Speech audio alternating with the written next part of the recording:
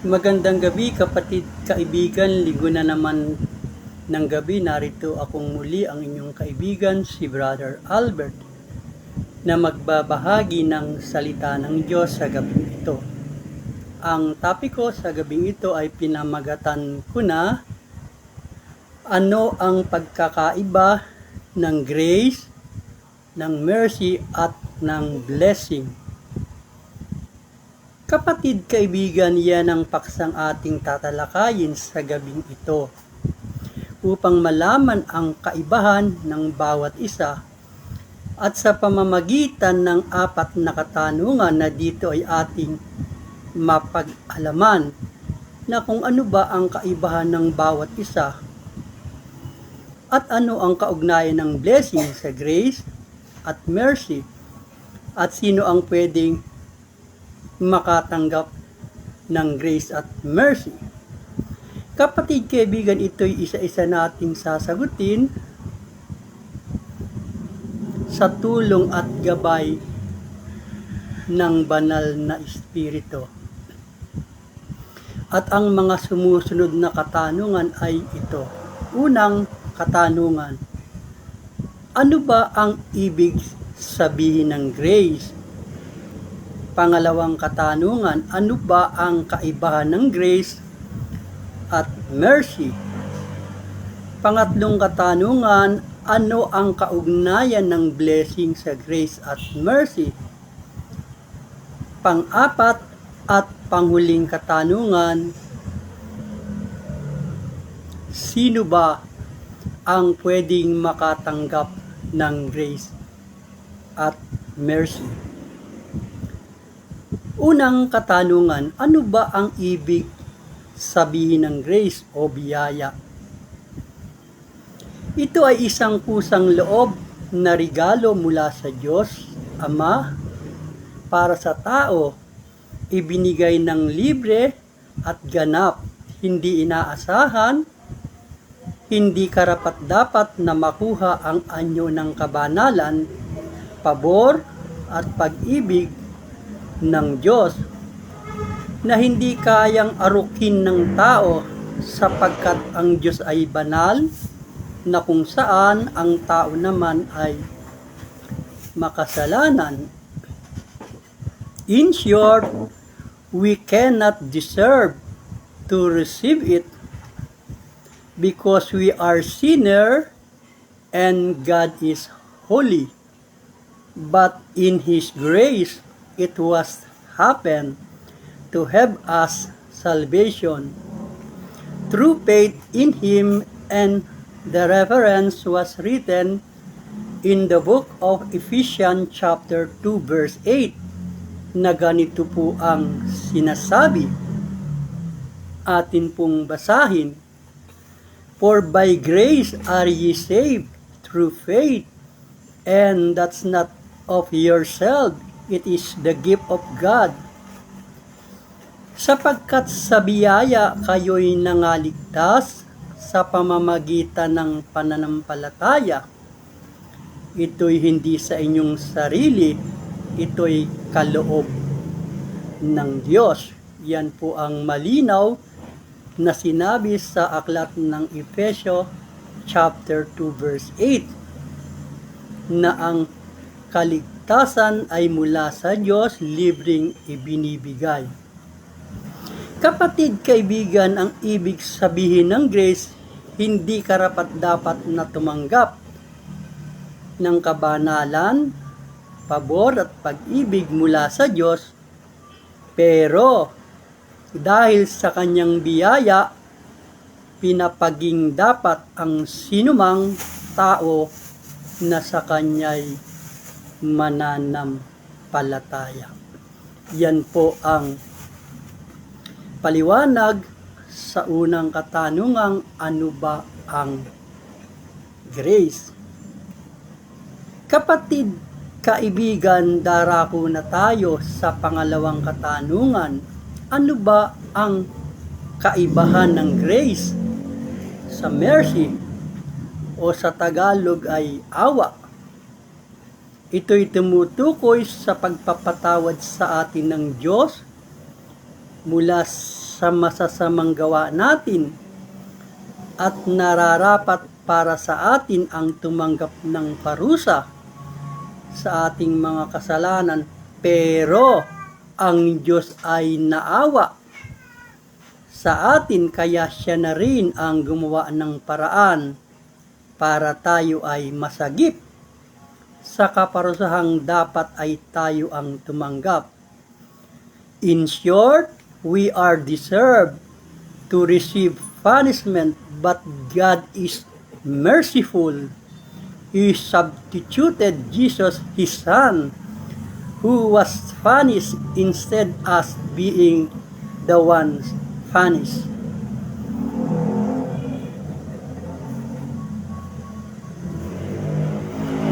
At ang mga batayan ay mababasa natin sa mga sumusunod na talata.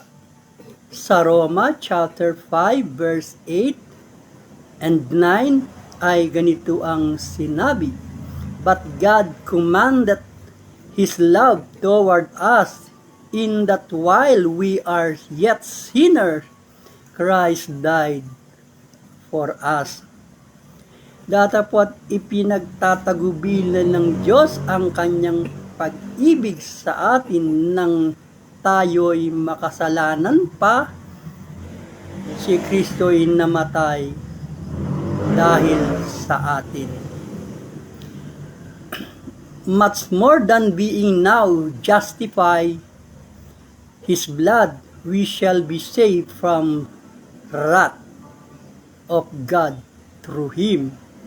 Lubha pa ngayong inaaring ganap sa pamamagitan ng kanyang dugo ay mangaliligtas tayo sa galit ng Diyos sa pamamagitan niya ni Kristo. Sa 1 Peter chapter 3 verse 18 ay sinabi naman ang ganito, "For Christ also hath once suffered for sin, the just for unjust, that He might bring us to God, being put to death in the flesh, but quickened by the Spirit." Sapagkat si Kristo man ay nagbata ng minsan dahil sa mga makasalanan, ang matuwid dahil sa mga di matuwid, upang tayo'y madala niya sa Diyos na siyang pinatay sa laman, ngunit binuhay sa Espiritu. Kapatid, kaibigan, yan ang pagkakaiba ng grace at mercy. Ang grace ay hindi natin deserve na tumanggap ng kaligtasan, pero dahil sa biyaya ng Diyos, naging deserve natin na tumanggap ng kaligtasan. Dahil sa biyaya ng Diyos, naging deserve natin. Ang mercy naman na ating tinalakay ay deserve naman natin ang maparusahan dahil sa mga kasalanang nagawa natin. Pero dahil naawa ang Diyos sa atin, kaya ninais niyang siya na ang tumanggap ng parusa na nararapat para sa atin, at yan ay pinagbayaran niya sa krus ng Kalbaryo. Kapatid, kaibigan, iyan ang pagkakaiba ng grace at mercy. Sa grace, hindi natin deserve tumanggap ng kaligtasan, pero dahil sa biyaya ng Diyos, nagkaroon tayo ng kaligtasan. Sa mercy naman, deserve nating maparusahan dahil tayo ay nagkasala sa mga ginawa nating kasalanan. Dahil ang Diyos naman ay naawa, siya na ang gumawa ng paraan upang ang kasalanang dapat nating pagbayaran ay si Kristo na ang umako sa pamamagitan ng kapatayan niya sa krus ng Kalbaryo. Maliwanag po ang pagkakaiba ng grace at mercy. Darako na tayo sa pangatlong katanungan. Ano ba ang kaugnayan ng blessing sa grace at mercy? Yan, kapatid kaibigan, ang pangatlong katanungan na kung ano ba ang kaugnayan ng blessing sa grace at mercy. Ang kaugnayan nito ay ang pagpapaalala kapag parehong ibinigay ng Diyos ang dalawa. Una, ang hindi karapat-dapat para sa atin na tumanggap ng biyaya dahil hindi natin ito deserve, pero ibinigay pa rin niya. Ang tawag po dyan ay blessing. Imagine, hindi mo naman karapat-dapat pero dahil sa kanyang biyaya, pinapaging dapat ka sa pamamagitan ni Kristo. Kung ikaw ay sasampalataya sa Kanya, ikaw ay pinapaging dapat. Ano po ba ang tawag doon? Hindi po ba blessing? Hindi ka man dapat tumanggap ng pagpapala, biyaya at kaligtasan pero tinanggap at ibinigay siya. Di po ba blessing na maitatawag yon? Pangalawa, karapat-dapat para sa atin ang tumanggap ng parusa dahil sa kasalanang nagawa natin. Pero naawa siya sa atin, kaya siya na rin ang gumawa ng paraan para wag natin danasin ang parusang karapat-dapat para sa atin. Ang tawag po dyan ay blessing. Hindi po ba maikukonsider mong blessing? Dapat ay parusahan ka. Parusahan tayo dahil sa kasalanang nagawa natin. Dahil nga po ang Diyos ay naawa, siya na po ang umako ng parusang dapat sa iyo at dapat sa akin. Hindi po ba maitatawag na ito ay blessing? Ano po ba sa palagay nyo, kapatid? Yan po ang kaugnayan ng blessing sa grace at sa mercy. Darako na tayo sa pang-apat at panghuling katanungan. Sino ang pwedeng makatanggap ng grace at mercy? Yan, kapatid kaibigan, ang panghuli at ang pang-apat na katanungan. Sino nga po ba, kapatid kaibigan, ang pwedeng tumanggap ng grace at mercy? Kapatid kaibigan, alam mo ba ang biyaya ng kaligtasan ay ibinigay na at nagpapatuloy na ibinibigay? At alam mo ba ang mercy ay naganap na sa pamamagitan ng pag-ako niya sa kaparusahan na dapat ay tayo ang tumanggap. Ang kailangan na lang nating gawing mga tao ay bigyang pansin ito sa pamamagitan ng pagpapahayag at pagkilala sa ginawa ni Kristo sa pamamagitan ng pagkakaloob ng kanyang anak na si Kristo para sa katubusan ng mga tao. Ang gagawin na lang natin, kapatid kaibigan, ay tanggapin ang biyaya ng kaligtasan at pahalagahan ng awa ng Diyos. Gayon, nang sa gayoy makamit pareho ang grace at mercy. In short, lahat ay pwedeng makatanggap ng biyaya at awa. Kapatid kaibigan, bago ako magtapos sa pagtalakay sa paksang ito, gusto ko lang mag-iwan ng dalawang mahalagang tanong. Una, katanungan, kapatid kaibigan, natanggap mo na ba ang biyaya ng kaligtasang ino-offer ni Kristo para sa iyo? Iyan, kapatid kaibigan, ng unang katanungan. Pangalawa, Pinahalagahan mo na ba ang awa na ipinadama niya sa Diyos para lang sa kabutihan at kaligtasan mo? Yan, kapatid kaibigan, ang pangalawang tanong. Kapatid kaibigan, kung ang sagot mo sa dalawang tanong ay oo, ibig sabihin lang niyan ay natanggap mo na ang biyaya at nadama mo na rin ang kaawaan niya sa iyo.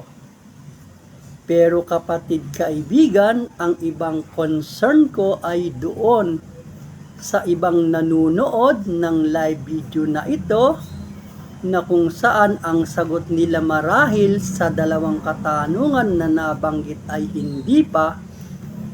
Ikaw kapatid kaibigan na nanonood ng live video na ito, kung ang sagot mo'y hindi pa sa dalawang tanong, maaari ba kitang anyayahan na sumabay sa maikling panalangin ng pagsisisi at pagtanggap ng biyaya ng kaligtasang inaalok ni Kristo para lang sa iyo, ikaw na nanonood ng bidyong ito. Nang sa ganon, matanggap mo rin ang blessing, ang mercy, o yung biyaya at awa mula sa Diyos. Kung gusto mo, ako ay mananalangin ng pagtanggap at pagsisisi para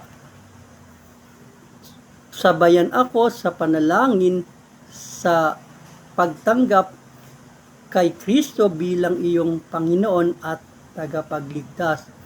Kapatid kaibigan, ikaw na nanonood ng bidyong ito, inaanyayahan kong sumabay sa maikli panalangin ng pagkilala at pagtanggap kay Kristo. Tayo ay manalangin. Ama, lumalapit kami sa iyo kasabay nung kung sino man nanonood ng bidyong ito na nagnanasa sa kanyang puso na magsisi sa kanyang kasalanan at mula sa pagkakasalay magbalik loob sa iyo, tanggapin kaniya bilang Panginoon at tagapagligtas ng kanyang buhay. Kapatid kaibigan, ikaw na nanonood ng video ito'y sumabay sa maikling panalangin ng pagtanggap at pagsisisi. Ama, lumalapit kami sa iyo kasabay ng kung sino man nagnanasang tumanggap sa iyo at nanonood sa live video na ito. Tulungan mo Ama ito, tinatanggap ka namin bilang Panginoon, sariling tagapagligtas ng aming buhay. Linisin mo kami sa aming mga kalikuan, sa aming mga nagawang kasalanan mula pa sa aming pagkabata. Ama, tinatanggap kita bilang Panginoon, sariling tagapagligtas ng aking buhay. Mula sa gabing ito, isulat mo ang aking pangalan sa aklat ng buhay. Ito pong aming hinihingi, idinadalangin sa pangalan ng iyong anak na si Jesus, na aming Panginoon at tagapagligtas, sa kapangyarihan ng banal na Espiritu. Amen. Kung kapatid kaibigan, sinambit mo ang panalangin iyan ng pagsisi at pagtanggap, ikaw ay napabilang sa pamilya ng Diyos.